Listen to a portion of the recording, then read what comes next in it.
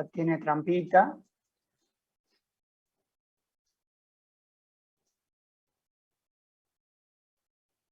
Tenía trampita. Primera apuesta, ojo, no solo la primera, sino que también todas las ineficiencias, los desperdicios y todo lo que va a estar al principio, pero no durante la primera, sino lo vas a tener durante, ¿se acuerdan? Por lo menos unas semanas, hasta la puesta en régimen en la curva de aprendizaje, concretamente. Igual no está mal la primera, ojo. Pero una era, por eso estaba un poquito más difícil, una es más correcta que la otra. Esta guarda que es clave.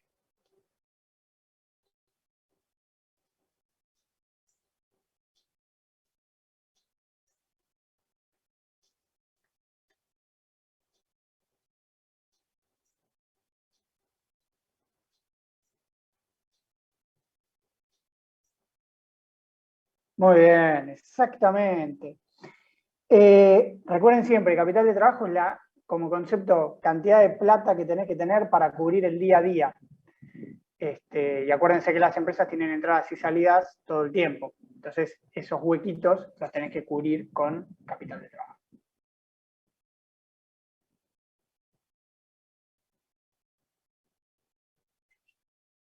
Depreciación y amortización.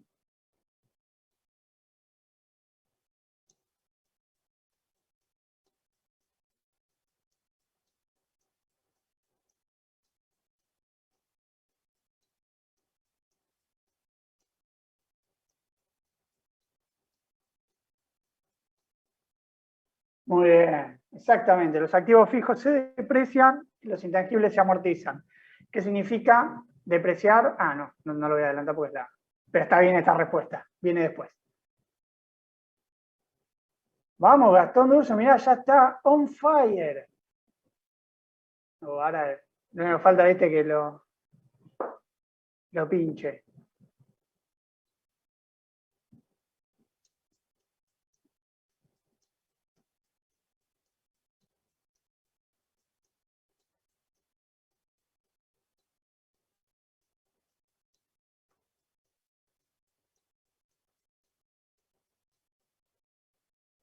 Muy bien, excelente, muy redonda, 34. Excelente, es como lo dice acá. Se deja de percibir unos beneficios por invertir en otra alternativa, ¿no? No te digo que lo pinché a Gastón. Qué bajo.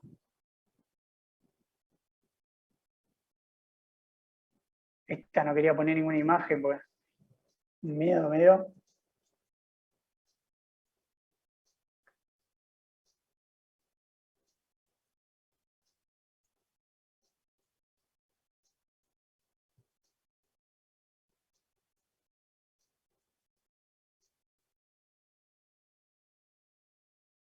Sí, a ver, que ya debemos considerar.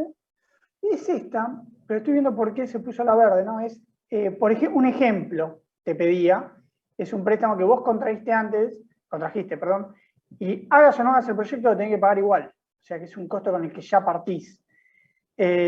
Costos que ya no debemos considerar, no, porque vos ya el costo sepultado es, ya lo tenés que seguir pagando igual. Ese es el concepto. Pero está bueno que por lo menos esté aclarado acá.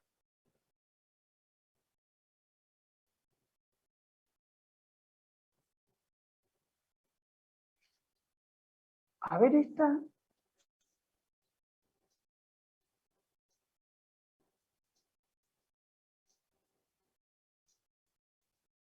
No es un egreso, ¿eh?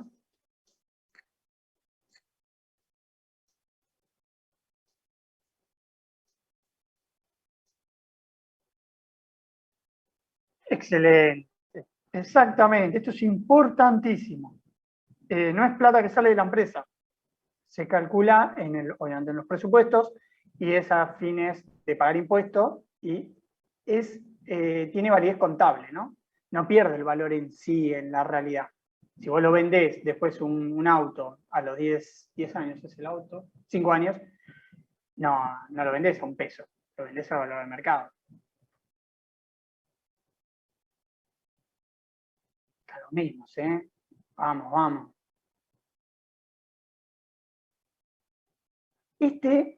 política aparte, obvio, ¿no? Pero, ya que estamos en el tema, ¿qué pasó esto de que falló la producción de Sputnik V? Para ustedes.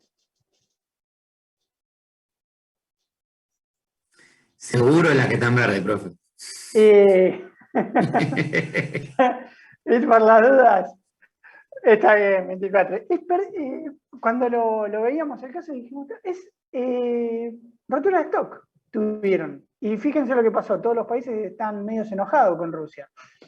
Pero, correcto, es esta. Y el que puso igual esta, búsquenlo después, pero creo que es cómo escribo algo en ruso. Esto creo que es ruso, así que no hay significado oculto. Compra de equipos nuevos. Atenti.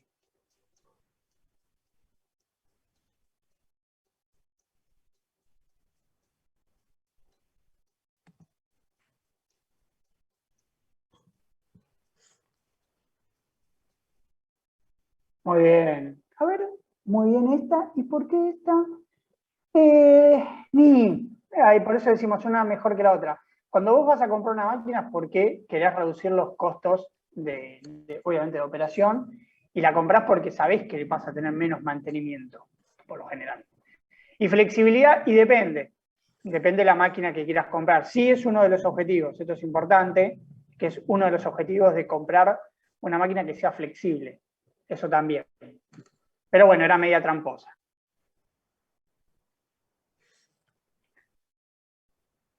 Vamos. ¿Cuántas nos quedan? Dos, vamos, tres más. No influye a fines tributarios.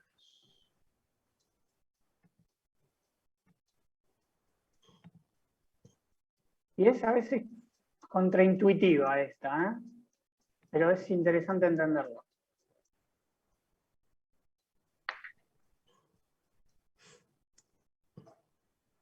Sí. Y es contraintuitiva. Pues ¿saben por qué? Porque la profe lo explicó también muy bien. Vos sacás plata de caja para comprar máquinas, queda en el activo. Y sobre eso vos no pagás. No hay cambio, mejor dicho, ¿no? A eso voy. A no asustarse. Vamos, Gastón volvió.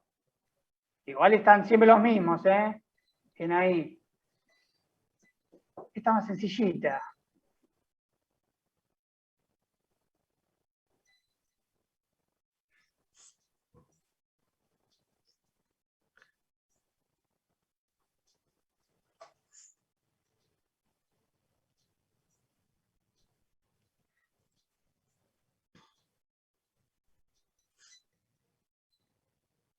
Mira, 50 y 50. Verdadero, exactamente. Y ahora vamos a ver, si bien es válido, tal vez no se ve tanto, y ahora vamos a ver un concepto que les dejamos acá. ¿Saben quién es este chino?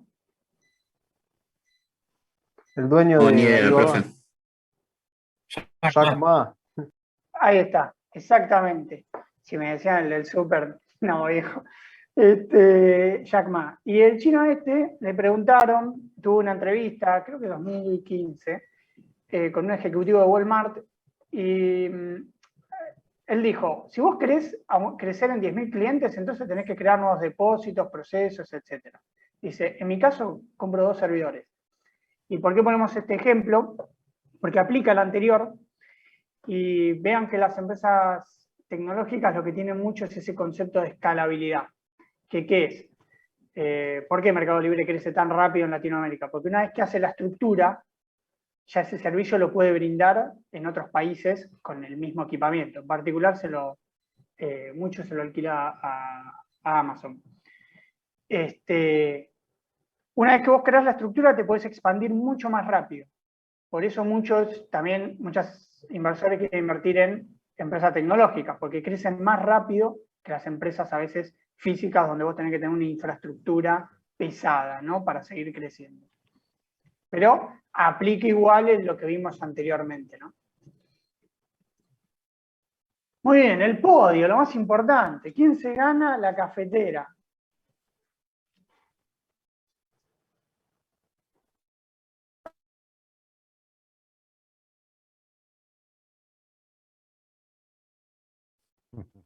Bien, gente.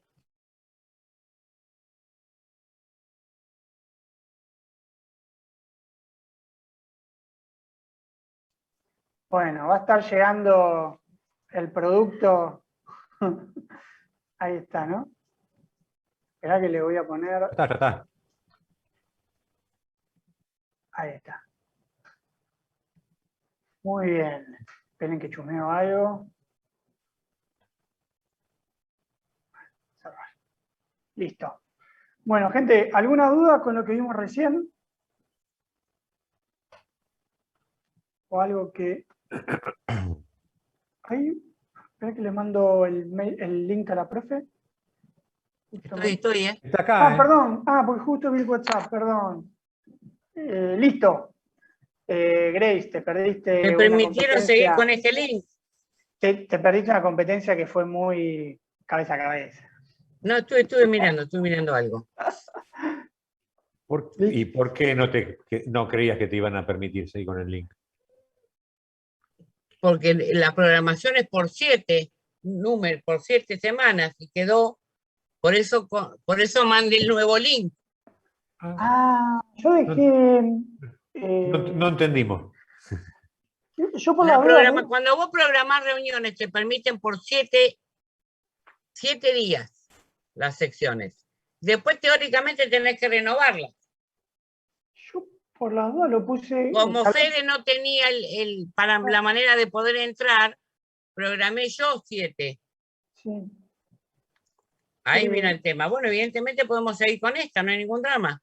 Sí, yo lo dejé, tal vez porque es la cuenta paga que me dejó hasta, por la duda, esta vez dije hasta fin de año.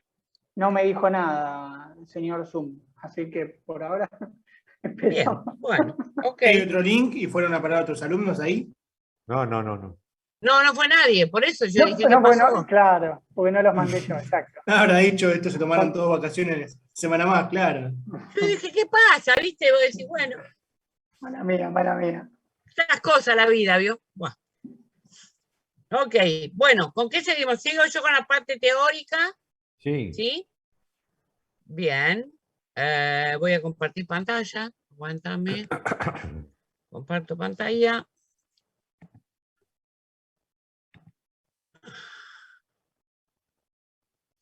¿Se ve? Sí. Espera que pueda trabajar esto con mi hincha. Acá está.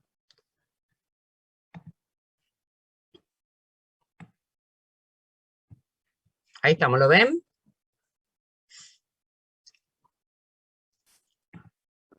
Sí, profe.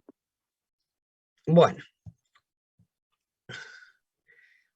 Terminamos de ver la unidad 5, ¿está bien? Que ahora Fede hizo unas cuantas preguntitas. Y entramos en lo que es la unidad 6, que es la factibilidad, ¿está bien? Propiamente dicho. Muchas veces hablan de que factibilidad es lo anterior. La factibilidad comienza con lo que es el estudio económico y financiero, ¿está bien? Que es cuando realmente yo veo cuánto me genera económicamente, si es rentable y arranco de ahí con mi proyecto en serio. Para eso, ¿qué tengo que hacer? Determinar el flujo de fondos. ¿Qué voy a tener en cuenta? Por un lado, si bien tengo en cuenta las ventas y demás, tengo que tener en cuenta fundamentalmente todos los egresos que se producen, ya sean gastos o gastos incrementales, los costos de oportunidad, la inmovilización que voy a tener de dinero por alguna razón, es decir, que esté inmovilizado la parte de fondos, cuánto va a ser mi duración económica, nosotros en estos casos hicimos a 10 años, cuáles son las causas que pueden influir, que pueden llegar a ser legales, políticas o situación económica del país, qué amortizaciones estoy manejando, ustedes saben que está la lineal y está la de uso, fundamentalmente nosotros hacemos la lineal en cuanto a lo que es el activo fijo, no hacemos amortizaciones de proyectos de modernización en cuanto a lo que sería la parte ¿cómo les puedo decir? Administrativas, porque también se hacen amortizaciones en forma administrativa. Lo que tendríamos de valor residual después de hacer una amortización, los impuestos a las ganancias, si lo hubiera, financiaciones y beneficios de exportación. ¿Cómo se va a hacer? Bueno, fundamentalmente registramos en la parte de ingresos las ventas, intereses de financiación, si nosotros financiamos a 30, 60, 90, lo que sea, amortización de deuda, las inversiones que estamos haciendo, y vamos a tener inversiones, me refiero a depósitos, por ejemplo, el plazo fijo, o algún otro tipo de negocio que se esté invirtiendo dinero para tener un ingreso, y luego en la parte de egresos, ¿qué podríamos gastar? En un activo fijo, la compra de la maquinaria, lo que hablamos de rubros asimilables, que era tener en cuenta el activo de trabajo, el capital de puesta en marcha, todos los gastos que los podemos agrupar como gastos de producción, de financiación, de comercialización, o inclusive lo que sería el gasto de producción. Pago de intereses, y después de ahí empieza lo que es la parte tributaria, que tiene que ver con el impuesto a las ganancias, la parte de IVA, y otro impuesto que se requiera. Del ingreso menos los egresos va a salir lo que sería el saldo, ¿está bien? Que sería la parte de beneficio. Muchas veces en la planilla se lleva el saldo acumulado para tener exactamente presente, digámosle, cómo vamos recuperando la inversión. Van a tener que hacer este gráfico que representa el valor monetario en el tiempo de recupero.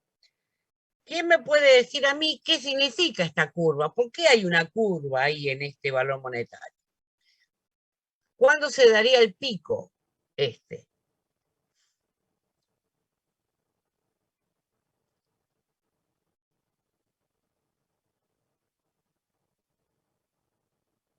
Silencio mortal. A ver, intentamos ayudar. No Sí. estoy preguntando nada difícil. Si miran el gráfico, Pero volvimos de las vacaciones.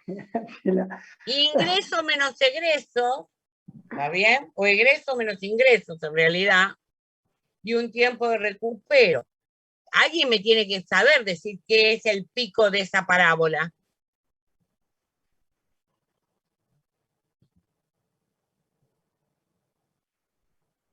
Fíjense que en el tiempo varían los ¿Están ingresos. presentes, Fede? Sí, Cuando sí, los egresos menos los ingresos son máximos. ¿No es cuando es cero? ¿Cuándo es cero qué? La cuenta. A ver, traducímela, porque no entiendo qué es cero la cuenta. Va por ahí, va por ahí. Va Y por el cero ahí. tiene que ver con eso, ¿no? Como hay una pendiente ahí que se hace cero. Punto de equilibrio, ¿no es? Claro. Es decir, vos estás haciendo egreso menos ingreso. Lo primero que tenés son todos egresos, ¿no es cierto? Mientras que montás la fábrica. Entonces, los Sería egresos cuando- se Cambia van la acumulando. ¿Sí o Sería no? cuando ¿Quién se está logra hablando? recuperar lo invertido. Cuando empezás a recuperar, Empieza. perfecto. ¿Quién estaba hablando? Yo, Carril. Muy bien, ok. No estoy viendo la vista del charlante, tendría que hablar. No me deja ver, bueno. No me deja, ok, no importa. Bueno. Bien ahí, Carril. Bueno, entonces, hacen este cuadro y me está empezando a demostrar cuando los ingresos empiezan a aparecer y empiezan a subir, automáticamente esos ingresos tapan los egresos hasta que llega a la base. ¿Está bien? Ese gráfico te va a marcar, como estamos hablando de un eje de tiempo, en qué momento se recupera toda la inversión. ¿Está bien? ¿Y por qué hacemos esto? Porque necesitamos verdaderamente saber cómo nos vamos a mover para poder tomar decisiones. Es decir, el negocio va bien, el proyecto va bien, o por ahí tengo que terciarizar porque los costos son muy altos. O al revés, necesito generar porque estos proveedores no me cumplen o me están teniendo problemas o me aumentan los costos de forma continua, es decir, buscaré uno que sea más fiel al compromiso.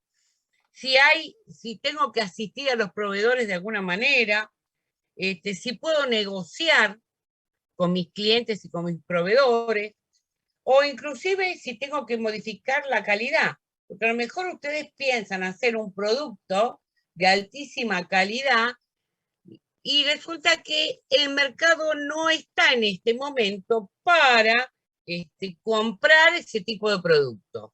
Entonces, ¿qué tengo que hacer? Bueno, ver si yo puedo disminuir un poco la calidad como para poder empezar a vender hasta que repunte de nuevo el mercado.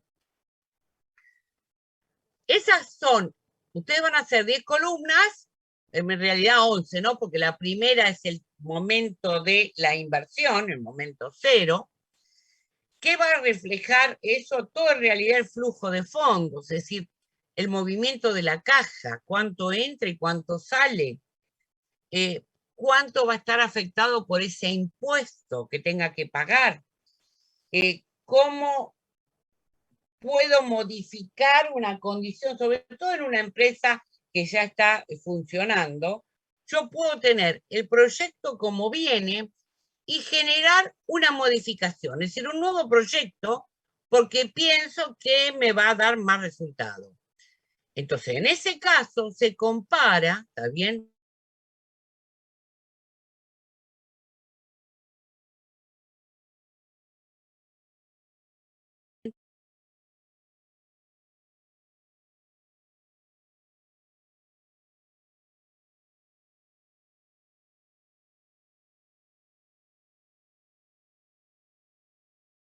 Uno, que es un gasto no desembolsable.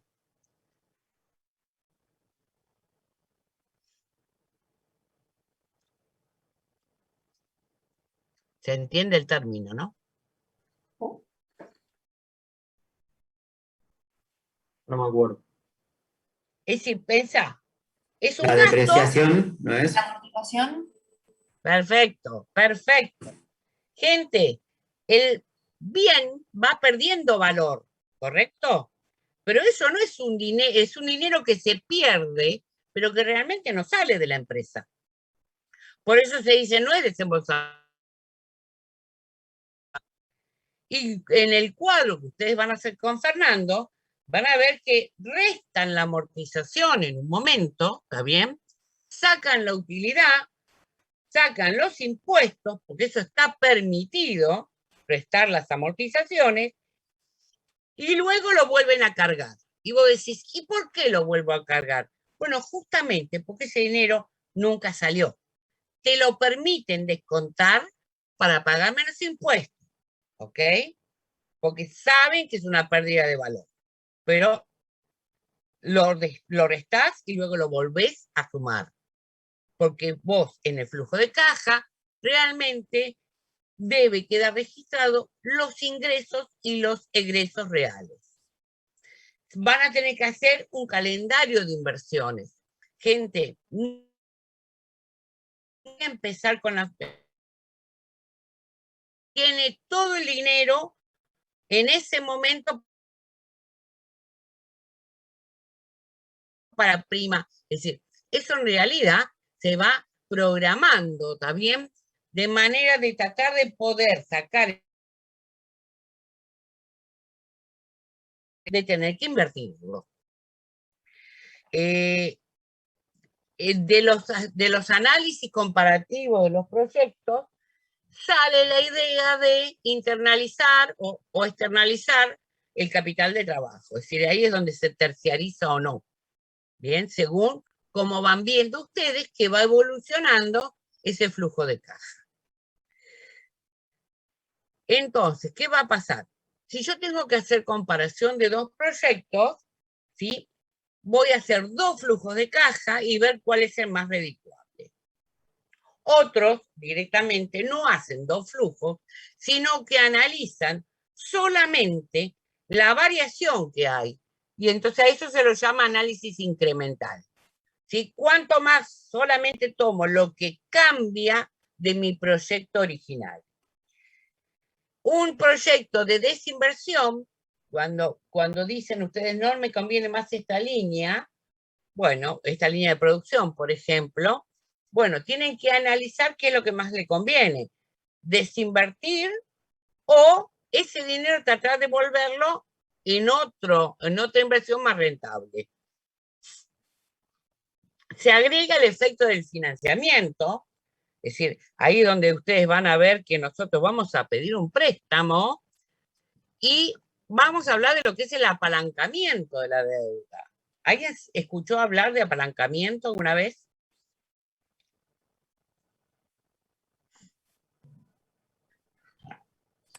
Profe, ¿es lo mismo que encaje o parecido a encaje? No. No, porque en realidad el encaje sería una inmovilización momentánea de fondos, ¿sí?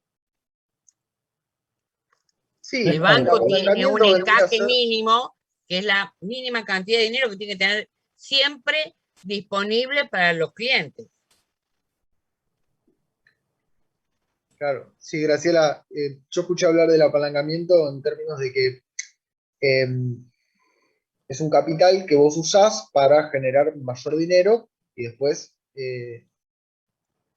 digamos, devolverlo en ese sentido. Funcionaría como una financiación. Tal cual. Es usar el dinero de otro. ¿Está bien? Es decir, tomo plata prestada para hacer un determinado producto, entonces me apalanco de ese dinero y no uso mi dinero. Y ahora después más adelante vienen las distintas posturas, ¿está bien? Ahora, ese apalancamiento, es decir, ese dinero que yo pido prestado, lo tengo que incorporar como deuda, porque va a ser una erogación. Yo voy a tener, ¿sí?, que devolver parte de ese dinero y ese flujo va a estar adaptado a esa nueva circunstancia. Sale como egreso, no como una pérdida, porque las pérdidas solamente es la parte de los intereses, gente. ¿Está bien? Entonces, si yo sintetizo, digo, tengo un egreso, intereses que pago por el préstamo, los gastos no desembolsables, eso lo resto que es la amortización o depreciación, vamos a hablar de depreciación mejor, antes del impuesto, luego calculo los impuestos y me va a dar la utilidad del negocio. Pero fíjense que aparece más los gastos no desembolsables, es decir, más la depreciación. ¿Qué puede haber?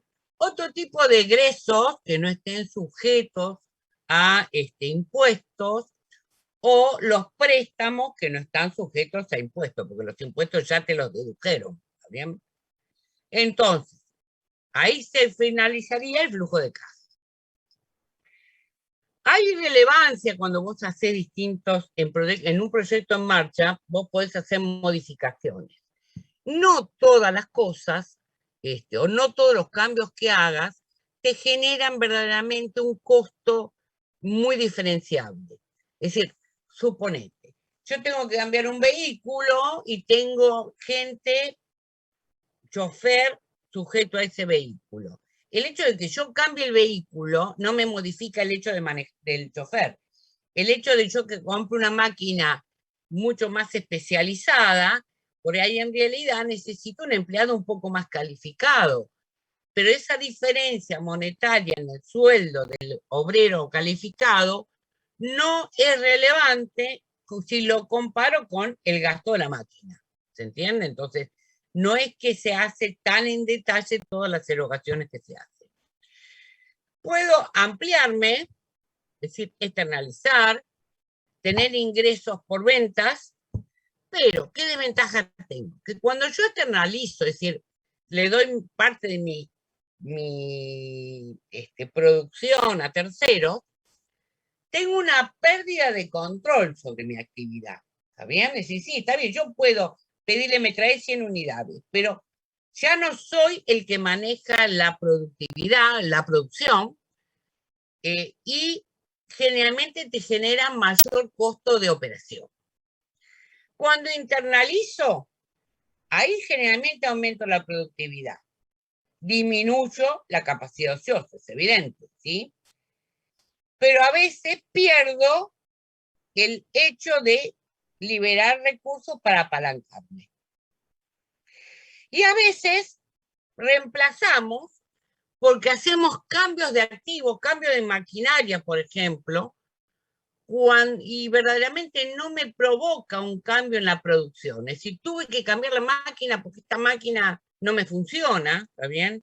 Y voy a comprar otra que tiene la misma productividad, es decir, me da, no importa si son los mismos tiempos ociosos o las mismas unidades, necesito cambiarlo, no me queda otra, ¿está bien? Entonces, esa sustitución, como quien diría, es imprescindible. Entonces, eso me está generando unos costos, ¿está bien? Una rotura de una máquina. Me genera unos costos que yo no los tenía previstos, pero que pueden surgir. ¿Cómo me puedo financiar? Es decir, ese dinero que dijimos, bueno, yo tengo que tener tanto de capital. Ustedes, cada uno de ustedes tienen en el proyecto, en la unidad 1, sacaron más o menos los montos necesarios, que después habrán visto en la unidad 3, que no eran tan como parecían en la unidad 1, ¿no? Y ahora en la unidad 5 es donde saltan los verdaderos montos. Y entonces ese dinero yo necesito obtenerlo de algún lado. ¿De dónde puede ser? Bueno, puede ser de capital propio, no hay problema, ¿está bien? Pueden ser mis propios accionistas los que me den el dinero. Yo tengo que pensar que si esos accionistas ponen más dinero, van a pedir más utilidades, ¿está bien? Y lo van a manejar según una tasa de retorno. El capital ajeno, que puede ser un banco, puede ser otra empresa, ¿está bien? Entonces lo que yo tengo que tener en cuenta son los intereses. Muchos hablan del costo combinado, que es lo que vamos a hacer nosotros, es decir, una parte nuestra, una parte ajena, ¿está bien? ¿Alguien tiene idea hasta cuánto se puede financiar, por ejemplo, con un banco? Si vos querés financiar una obra, ¿me financian el 100%? No, profe, hay No, líneas, por ejemplo, de CEPIME que te pueden financiar, no sé, 60, 80% de algún proyecto en particular, pero está en programas muy como delimitados. Generalmente es en 60%, 50% puede llegar a ser. Tal cual, muy bien, ok, perfecto. Y hay algo lo que se llama financiamiento de leasing. ¿Estás anotando, Fede, quiénes son los que están participando? Sí, Porque yo no los veo a todos acá. sí, sí. Ok. Financiamiento con leasing, ¿sí? Es una alternativa también de financiarme cuando yo no dispongo de los activos. Entonces, yo les estoy hablando de que vamos a pedir prestado. Bueno, yo siempre digo lo mismo, ¿está bien? Yo siempre digo que si yo obtengo ganancia, a ver, no es, remonto. Si vos vas a la parte contable, te dicen que vos no tenés que tener muchos pasivos porque entonces vos no estás haciendo frente a tus deudas y corres riesgo, financieramente no es conveniente. Cosa que yo no estoy tan de acuerdo, porque yo siempre digo que si yo voy a obtener ganancia utilizando el dinero de otro, es porque soy brillante. No puse un peso mío, ¿está bien?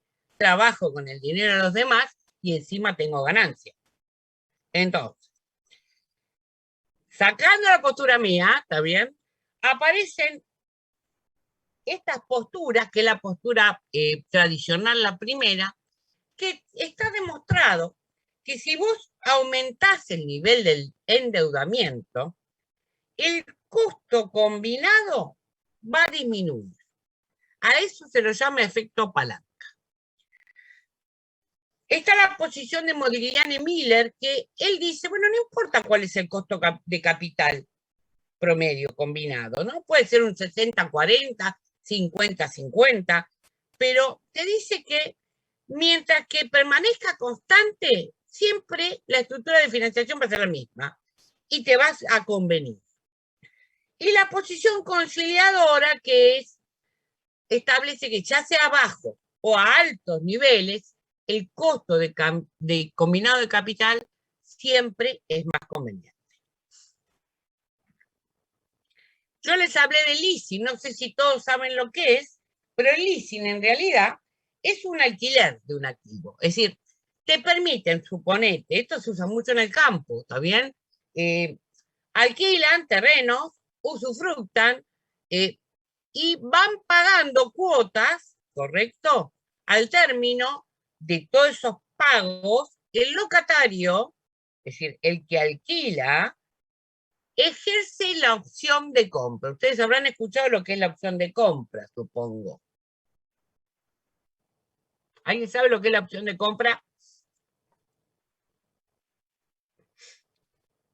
Puede ser, Sí, que profe, cuando termina el alquiler, vos pactás un precio para comprarlo, en el caso de que quisieras, ¿no? Uh-huh. Sí, pero la opción de compra es justamente, si vos negociás conmigo, suponete, pagarme, entregarme la maquinaria y yo voy pagando el alquiler a medida que lo voy usando, ¿sí? Ese monto va a quedar establecido. El que lo genera tiene la opción de compra cuando él decide si verdaderamente va a pagar por esa máquina o no. ¿Está bien? Es decir, él decide si cierra o no cierra el negocio. Porque después, por otro lado, tenés la opción de venta, que es el vendedor el que se guarda el derecho, ¿está bien?, de venderte o no el bien. Por eso generalmente cuando hacen leasing, opción de compra, donde esa parte que te fue pagando del alquiler lo toma como parte de la adquisición del bien. ¿Está bien? Pasa mucho en el realidad, fútbol, profe, eso, donde ¿cómo?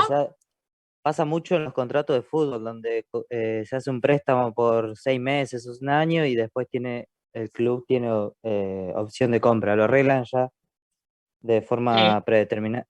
Es un buen Y ya establecen el ejemplo. monto. Es un buen ejemplo ese, Franco, ¿eh? Sí, muy bueno, no lo había pensado. Está bueno. Bueno, lo tuyo.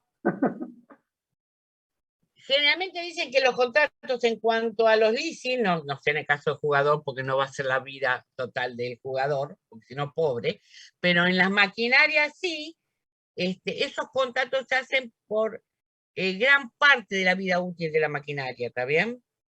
Y la diferencia con el leasing operativo es que ese gasto realmente lo podés descontar de los impuestos, como si fuera un alquiler.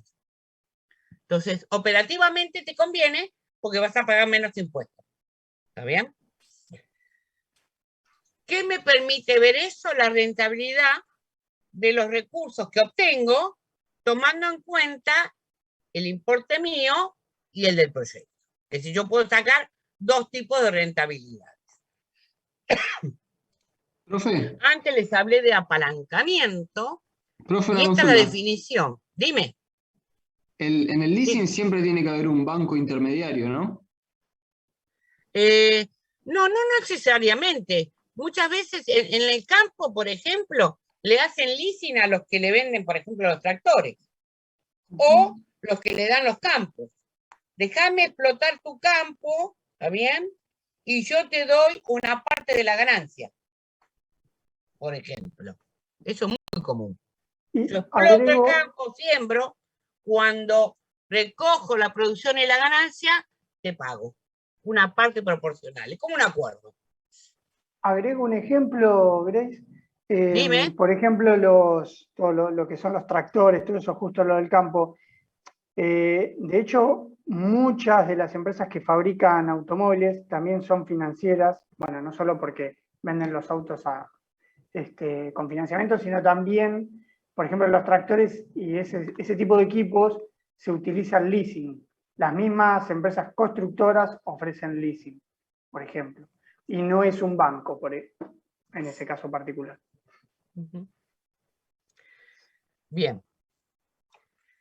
Hablamos del apalancamiento. Bueno, la definición es poder financiarme comprando activos sin la necesidad de tener el dinero en ese momento. ¿Está bien? Hay un efecto que, por supuesto, produce ese endeudamiento sobre mis capitales propios, porque estoy pagando intereses, ¿está bien? ¿Cuál es la condición necesaria? Bueno, que la rentabilidad que yo obtenga de esa inversión del dinero sea mayor que el interés de la deuda. ¿Está bien? Si yo voy a ganar menos dinero de lo que me cobran, evidentemente estoy perdiendo. Entonces, el apalancamiento siempre tiene que ver con invertir en algo que me pague más tasa, por decirte así. Está el apalancamiento operativo y el financiero. El operativo, se lo llama operativo cuando vos lo utilizás para financiar una producción, pero donde la mayor cantidad o proporción de los gastos son de costos fijos. A eso lo llaman operativo, ¿está bien? Se puede medir con un indicador donde vos estableces el endeudamiento con respecto al activo que te prestan y tenés la del accionista o la general. Es decir, cuánta utilidad me da con respecto a los activos, eso es un tipo de índice o ratio, y cuando ese ratio se lo aplico a la deuda más todo lo que debo sobre el patrimonio, tengo el ratio final de la inversión. Los intereses de la deuda van a actuar como palanca, ¿está bien? ¿Y dónde se va a ver? En las diferencias que haya en las utilidades. ¿De dónde puede salir ese dinero que estamos hablando? Bueno, de las personas físicas, ya se lo dije, de otras empresas, de otras instituciones como los bancos. De mis propios fondos pueden ser propios de los inversores o propios de los accionistas. ¿Para qué lo voy a usar? A veces se pide plata para devolver parte del financiamiento que hice. Otros para hacer nuevos proyectos, ¿está bien? O dejar sin efecto alguno, porque se puede aplicar en activos, ¿sí? Corrientes o no corrientes, a corto o a largo plazo. ¿Cuál es la decisión que se debe tomar? Bueno, por un lado, ¿con qué fuente me voy a obtener, mejor dicho, voy a obtener mi fondo, mi dinero? ¿Cuál va a ser la estructura que tengo que tener adecuada para mi tipo de negocio? ¿Y cuál es la tasa mínima que tengo de aceptación, de rendimiento, ¿no? Es decir, me van a dar una tasa de pago y una tasa de rendimiento. Suponete, si a mí me cobran un 20, yo puedo establecer que necesito sí o sí un 30, un 25, un 40, depende de el reclamo de los inversionistas. ¿Cómo va a estar dada la tasa mínima de inversión? ¿Cómo les parece a ustedes? A ver. ¿Qué tendrían en cuenta?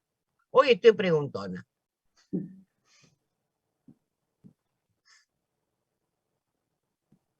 Y va a ser lo que dijo recién, profe, la suma del el interés del banco, lo que quieran los inversores, y esa suma va a tener que ser igual a un valor, o sea, mayor igual que esa suma. Bien. Y decime una cosa, la tasa de los inversores, ¿en qué te parece que se están apoyando? Es decir, vos serías inversor, ¿está bien? ¿Qué pedirías? ¿Qué tasa pedirías? Claro, que sea más alta que poner la plata en un banco, por ejemplo. ¿Por qué? Sí, porque para eso pongo la plata en un banco y me ahorro el riesgo de que Y sin riesgo. Exacto. Bien, Sí, perfecto. ¿Y cómo jugaría ahí la inflación, gente? Y le tiene que ganar a la inflación, la tasa mínima. Pero la tasa del banco realmente le gana a la inflación. le gana, es verdad. Nunca le gana. No, nunca. En el plazo fijo por lo menos no le gana. Es verdad. Entonces, ¿qué pido? Por un lado, rendimiento bancario, como me dijeron ustedes, perfecto. Por otro lado, una inflación hay que tener en cuenta, al menos en los próximos 5 años, más o menos. A ver, en países como nosotros, como el nuestro, olvídate, este pronóstico no lo podemos hacer bajo ningún punto de vista, calculamos más o menos. Y el riesgo, que en países de tercer mundo andan en 10 al 15, en otros países andan en un 5. Entonces, mi tasa tendría que ser la suma de el interés bancario, la inflación y el riesgo. ¿Cuánto es el rendimiento bancario hoy, Fede? Depende del préstamo, pero hay de 37 a, me acuerdo, de 40% para los de producción, ¿no? Préstamo de Bueno, vamos a producción. suponer un 40, gente. ¿Cuánto fue la inflación de este año? 25. ¿Acumulado o todo? Acumulada, sí. Sí, Para el más. año. ¿Cuánto? Para el año va a terminar como 50. Ahí lo escuché muy mal. ¿Qué dijo? Creo que para mí este año termina como en 50 por cómo viene acumulado. Como Pero 50. Bueno, seguimos. más o menos. 40 de rendimiento bancario. Inflación, 50. Riesgo, 10. Estamos en un 100% de rendimiento que me tiene que dar el proyecto. Gente, ¿conocen proyectos que te den el 100% de beneficio? Lícito, chicos, por favor. Ok, eso cambia todo. Bien. Entonces, evidentemente, esta receta, que es para países desarrollados, Estados Unidos, donde la inflación es del 3 o el 2, que ya se quieren matar con un 2, la tasa del banco te están pronosticando un 8% anual y el riesgo es de 5, ahí negocia cualquiera, ¿ok? Si nosotros no podemos pedir un 100, yo te pregunto, o les pregunto, mejor dicho, ¿con qué se quedaría? ¿Qué cuenta o a quién eliminarían de los 3 factores? No me eliminen 2, elimínenme en uno solo, porque si no, no va a ser real. Inflación. ¿Alguien opina otra cosa? Y no, en realidad la inflación, Sí, la porque inflación. tampoco indexamos ni los ingresos ni los egresos nosotros cuando hacemos el presupuesto económico. Así que no estaría mal eliminar la inflación. ¿Puedo meter un poquito la cucharita? Dale. Hay que tomar las cosas con pinzas, ¿sí? Igualmente en la unidad 7 creo que vemos un poquito el cálculo de la trema y todo eso, pero ¿por qué el banco a ustedes le da un 38 o 40% de interés anual cuando ustedes ponen el dinero? Y no da un 2, como decía Graciela, o un 8, como decía Graciela, como dan en Estados Unidos. Y porque sabe que la inflación va a ser más alta. O sea que parte de lo que te dan Es para financiarse. en el banco, parte. Porque acá Claro. estamos viendo el inversor dónde le va a convenir meter la plata. Y cómo calcula el momento en que va a decir si me conviene o no me conviene. Inicialmente, y basándonos en algo muy, muy, muy chiquito, que es una inversión en un plazo fijo, ponemos la misma plata que íbamos a poner en X empresa en un plazo fijo y te dan un 38-40% anual. Pero ese 38-40% anual tiene esos porcentajes porque los bancos, aunque saben que no van a ganar nunca la inflación, necesitan que la gente ponga dinero en los bancos a una tasa que no sea un robo, aunque no llegue a la inflación. Entonces, ese 40% es porque la inflación ya la tienen contemplada. Es una forma de atraer a ese inversionista a que ponga plata, doña Rosa, en pesos en el banco, ¿sí? Porque si vos la querés poner en dólares, te dan un 1%, no te dan un 40%. ¿Está? Y el riesgo, como decía Graciela, en nuestros países son altos, de 10, 15%, pero también tenemos que ver dónde vamos a invertir. ¿Ustedes pondrían la misma plata en una empresa que hace no sé, pantalones de jean o desarrolla aplicaciones web, ¿dónde la pondrían? Y en la tecnológica. Bueno, entonces hay una tasa de riesgo del rubro que ahí todavía no está considerado. Entonces, esto en líneas generales es lo básico que Graciela está diciendo y no podemos salirnos de ahí. Pero tampoco podemos hacer la suma que estaba haciendo Graciela, no porque no la sepa, sino porque lo llevó a pensar para ese lado, donde si sumamos todo da un 100. Y acá no hay inversiones de un 100, ni acá ni en ningún lado. ¿Está? Entonces, vamos a hilar. Esto es para que ustedes vayan madurando, macerando el pensamiento. Hay cosas que hay que tener en cuenta cuando uno, siendo inversor en algo, y también vamos a ver algo de inversiones personales para que está fuera de la materia, pero que se los damos, dónde les conviene invertir, ¿sí? Porque si no, nadie invierte plata. 50 más 40 más 10, 100. Y nadie va a invertir plata, porque ningún negocio le va a dar eso. ¿Ah?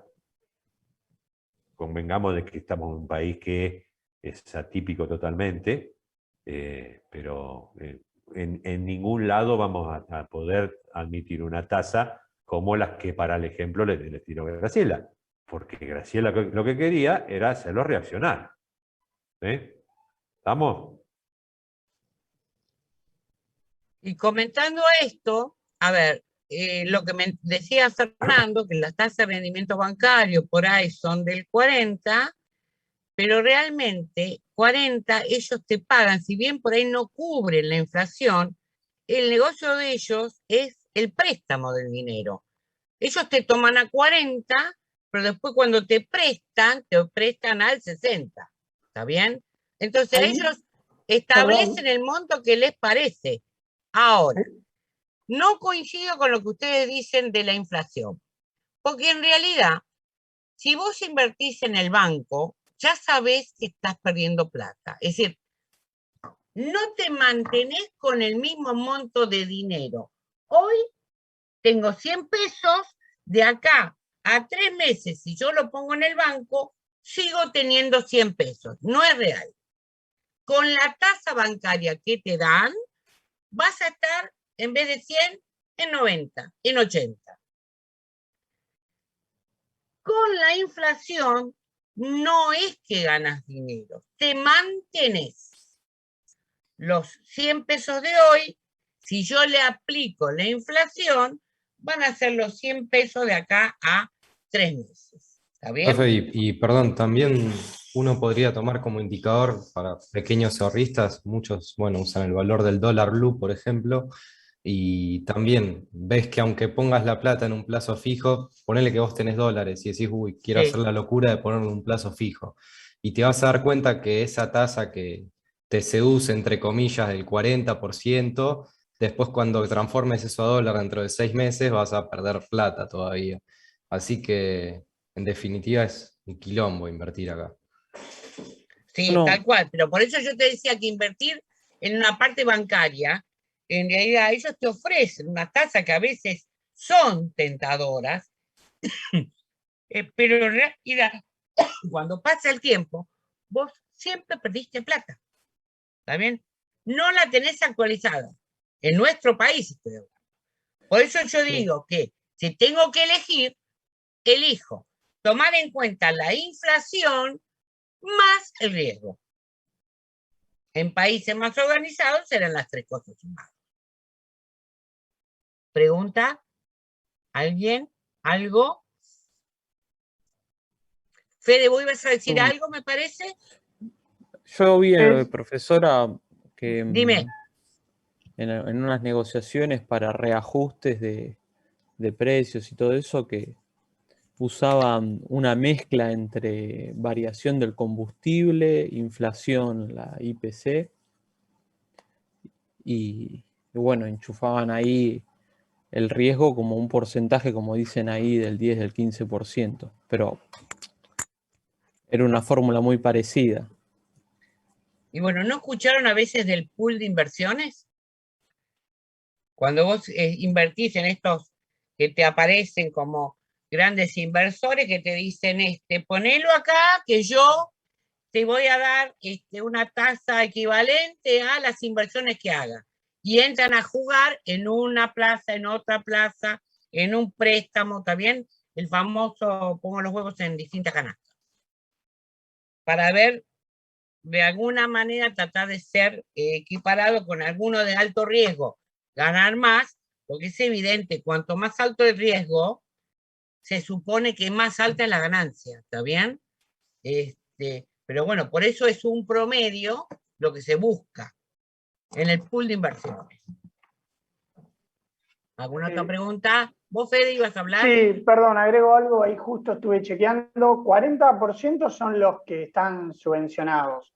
En promedio están 50% los préstamos, arrancan, y de ahí para arriba hasta... Claro, pero ahí estamos hablando de préstamos, no de préstamos. No de opciones de inversión de un No, el dinero. plazo fijo está en 34, 35, hasta donde sé. Bueno, por eso ellos ganan ahí. Y claro, esa fue la ganancia del banquero desde que nació. Ahora, Sí, tal cual. el portfolio de negocio del banco se amplió, pero inicialmente el banquero tomaba la plata y te pagaba un interés y le prestaba la plata a otro y le cobraba un interés mucho mayor y la diferencia se la guardaba en la bolsa. Sí, tal cual. Pero si no fuera así, profe, saco un préstamo y lo pongo en un plazo fijo. No, por supuesto. A ver, no digo que eso esté mal, pero estamos hablando de cuál es el negocio de la gente que presta plata. ¿Sí? Es así. Tiene que tener un beneficio. Ahora se amplió a un montón de cosas, porque ustedes saben que los bancos manejan el tema de las tarjetas y la tarjeta, en cuanto te descubriste, te cobra mucho más que lo que decía Federico. ¿Sí? 100. El último que vi Pero es 100. hay otras opciones. Te cobran por todo. Antes una caja de seguridad en el banco valía 2,50 pesos, ahora no conseguís cajas de seguridad en los bancos y cuando la conseguís te cobran una fortuna por la inseguridad. Y bueno, entonces son todos negocios que van apareciendo, que no es función de lo que estamos dando ahora, chicos, son comentarios.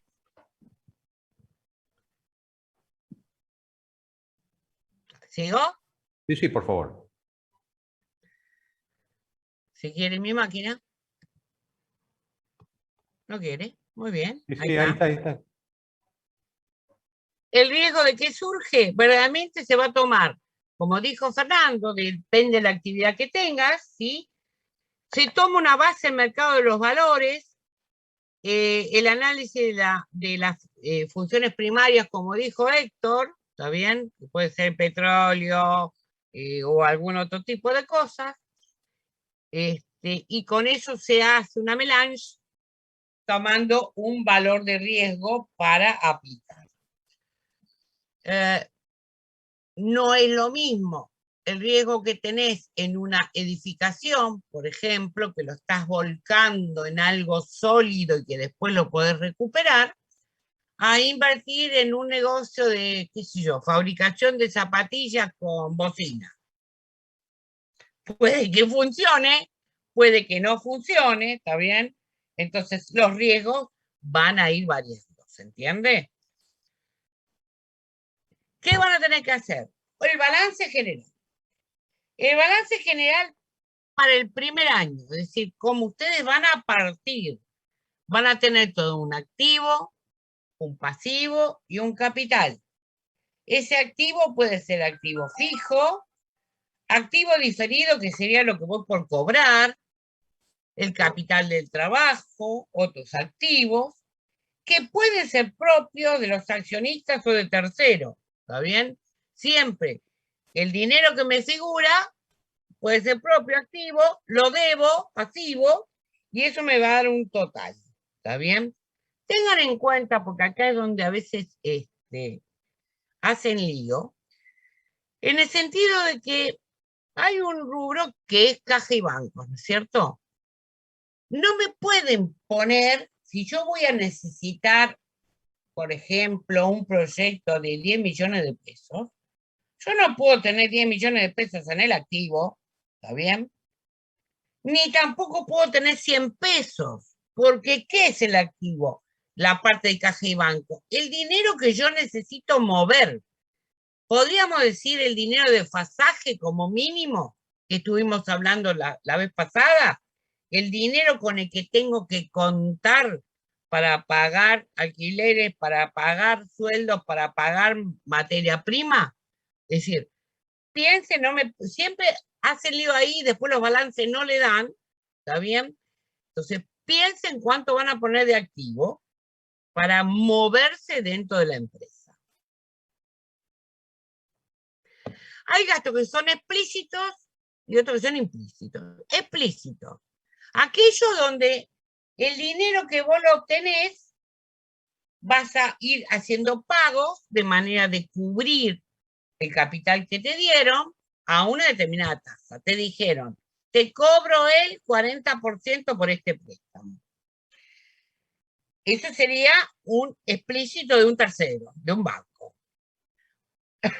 Sin apoyo externo, que entonces yo digo, bueno, ¿cómo me hago de dinero? ¿De dónde puedo obtener dinero para comprar lo que necesito?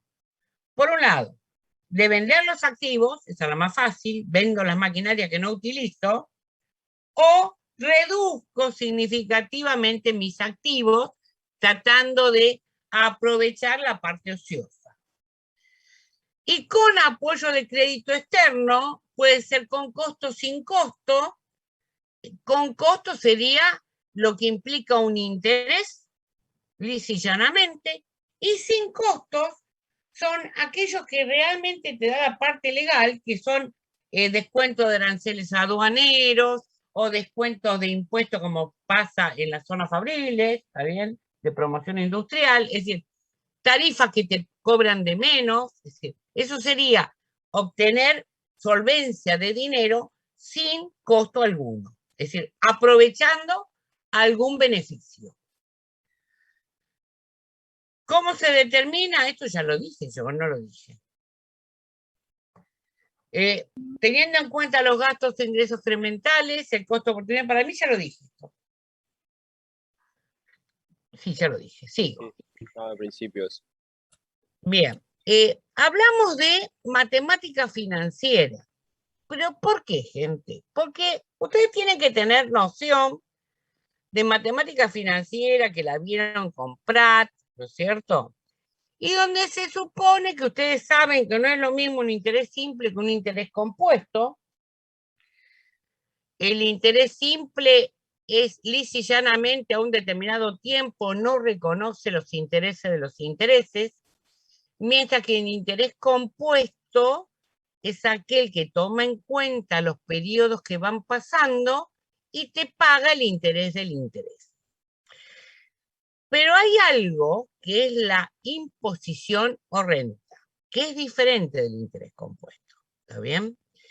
Una renta es el valor final que vos obtenés en determinado tiempo cuando vos haces depósitos periódicos de cierto dinero. Que esos cálculos se van a llevar a interés compuesto, es real, ¿está bien? Teniendo en cuenta en realidad el valor actual de ese dinero. ¿A qué le suena eso?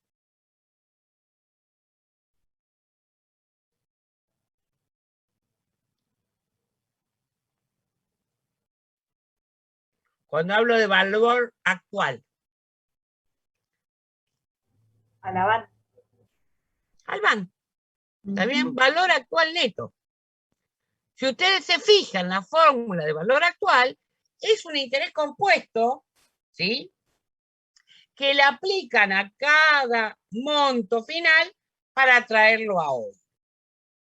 ¿Por qué hacemos un interés compuesto en cada uno? Porque realmente son un montón de cuentas, pero nunca sabemos cuánto vamos a ganar concretamente. Si yo supiera que esos ingresos que voy a tener en los 10 años, por ejemplo, serían constantes, siempre, o con una progresión aritmética o una progresión geométrica, directamente aplicaría una fórmula de inicio que se llama renta y te da el monto total de la ganancia, ¿está bien? ¿Cuál es el momento del momento cero del valor? ¿Cuándo recuperas ese momento, ese dinero? Entonces, les hablé de préstamo, esto es una de las últimas cosas que digo, así no se me aburre. Financieramente, ¿cómo puedo yo pedir un préstamo al banco? ¿Está bien? Y dividiendo, aunque nosotros nos digan, bueno, te cobro intereses, pero no todos los préstamos son iguales. Es decir, tenemos el sistema de las dos tasas sudamericano, el de alemán o de capital constante, y el de amortización progresiva o francés. El sistema, Pate, se me fue. Este es el sistema americano. ¿Qué hago? En realidad recibo el préstamo, hago pagos mensuales solamente de intereses. ¿Me ibas a decir, Fernando? Sí, que le iba a dar un ejemplo de esto, así que si querés obviarte y ahorrarte tiempo, pero si querés espera que voy a terminar la idea, después ahora cuando termino esta la decís. No, en la parte práctica iba a explicarlo. Pero perfecto. El americano, ¿sí?, cubre solamente los intereses mes a mes. Cuando vence, se devuelve en un solo pago el último mes de interés y el préstamo. Bajo el punto de vista del acreedor, nunca pagaste o amortizaste, ¿sí?, el préstamo que te dieron. Bajo el punto de vista del deudor, pago nada más que interés y solamente al final hago la imposición real. ¿A qué se parece esto, gente? ¿Quién usa este sistema pagando solamente intereses y teóricamente, cuando finaliza, devuelve el préstamo? Mucho en las noticias se escucha. ¿La deuda externa? Sí, señor. Sí, señor, la deuda externa. ¿Está bien? Fíjense que siempre hablan de pago de intereses, y siempre terminan refinanciando. ¿Ok? Ahora después cuando hago el cuadro comparativo van a ver qué es lo que pasa. Sistema, pero me caigo. El sistema alemán. ¿Qué son? Pagos periódicos, pero fíjense en acá. Una cosa es la cuota de amortización. La cuota de amortización es la cuota real que se paga, ¿está bien? Pero esa cuota que se paga está formada por la cuota capital y la parte de intereses. Evidentemente, los intereses siempre son sobresaldo, ¿está bien? Así que van a ir disminuyendo. Característica del alemán, que cuando vos tenés un préstamo de 100.000 en 10 cuotas, esas cuotas son constantes o fijas, ¿está bien? Entonces, el monto que vas a ir abonando va a ir disminuyendo. A diferencia de el francés, donde el pago que vos hacés, es decir, la cuota de servicio constante, formada por un interés y una cuota capital. La cuota de interés es decreciente como la anterior, pero la cuota de capital es creciente, es decir, empiezo devolviendo poquito y a medida que pasa el tiempo devuelvo más. Yo pregunto, ¿no? ¿Cuál de los dos sistemas les parece que les conviene más para pedir un préstamo? El alemán, profe. El alemán, profe. Y si vos tuvieras, suponete que pediste 6 cuotas, pediste 20 cuotas y al mes 6 cobraste, o al mes 5 cobraste, qué sé yo, el aguinaldo y decís, puedo cancelar. ¿Te conviene cancelar en las dos? No. ¿En cuál te conviene cancelar? En el francés te conviene cancelar más. En el francés, no. Y te explico por qué. Supone, ¿ven mi cursor? No, Graciela, ahí no. ¿Ven mi cursor? Sí, ¿Se la ven? Bien. Si yo estoy en este periodo, por ejemplo, que estoy en este periodo, y yo quiero cancelar, fíjate qué pagué a esta altura. Todo interés y debo prácticamente toda la deuda. Porque pagaste esto solo. Entonces, nunca te conviene cancelar las cuotas al principio en el francés. En un momento inclusive empezaron, para dibujarlo un poco, que te decían que te permiten cancelar de atrás para adelante. ¿Está bien? Entonces ahí sí, si a mí me permiten descontar de atrás para adelante, lo que estoy descontando es capital, ¿está bien? Del préstamo. Pero al principio, nunca. Y yo acá hice un cuadro comparativo con una cantidad muy chica, pero para que vean, ¿está bien? Yo pedí 1.200 pesos, ¿lo ven ahí? Al 6% mensual, 6 meses. Con el americano. El 6% directo son 72 pesos, que abono todos los meses, y de 1.200, el total de intereses es 432, y terminé pagando, ¿sí?, como cuota 1.272. Fíjense en ustedes, ¿está bien?, que si yo comparo los tres sistemas, evidentemente el que abono más, ¿cuál es? El americano. Casi se abona el doble, ¿ok? Luego, si comparo el francés con el alemán, en las mismas condiciones estoy hablando, ¿eh? El francés me está cobrando un total de intereses de 2,64, mientras que el alemán me está cobrando 2,52. Es decir, siempre el alemán es más conveniente que el francés, pero además está decirle que ¿cuál es el que te ofrecen los bancos? Casi siempre. El francés. ¿Por qué? Y porque les conviene más, ¿ok? A veces escuchas que algunos bancos prestan con el alemán, casos tomados con pinza, ¿ok? Pero con una cuenta muy simple traté de que vean, está bien, que al mismo monto, ¿qué le pasó a esto? Salió acá. Que al mismo monto, con la misma tasa y en el mismo plazo, el americano es el más suicida, y luego está el francés, y el que más conviene siempre es el alemán. ¿Ok? Y ahí termine. ¿Se entendió? Sí, profe.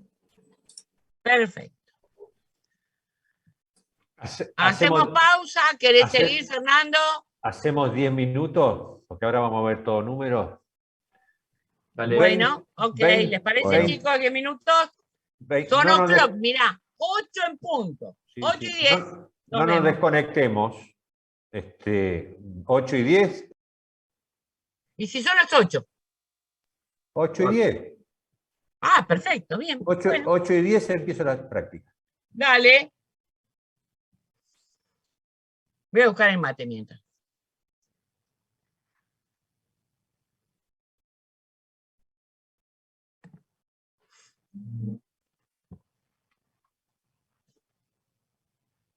¿Te quedaste solo, Fede? Sí, sí. No, aproveché y me comí unas Ya me galletitas. voy, ya vengo. Aproveché.